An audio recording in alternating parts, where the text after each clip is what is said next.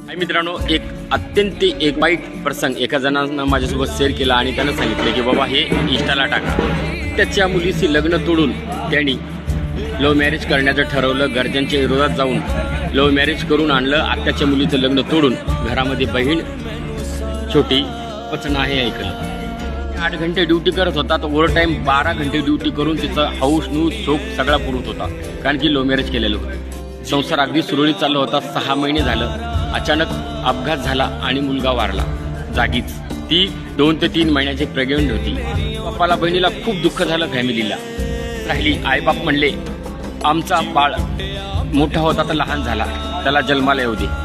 तिकडच्या मुलीच्या आईबापाने ऐकलं नाही, आपली मुलगी घेऊन गेले. महिन्याच्या आत तिचं दुसरं लग्न करायचं ठरवलं आणि केलं पण.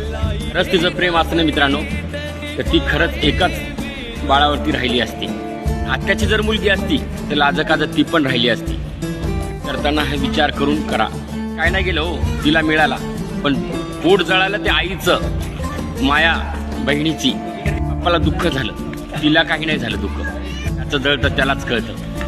ही गोष्टी आईबापाच्या फॅमिलीच्या पण मित्रांनो ऐका. मी म्हणत नाही की लव्ह मॅरेज करू नका, करा, पण त्या व्यक्तीचं खरं प्रेम आहे का हे अगोदर अनुभव घ्या.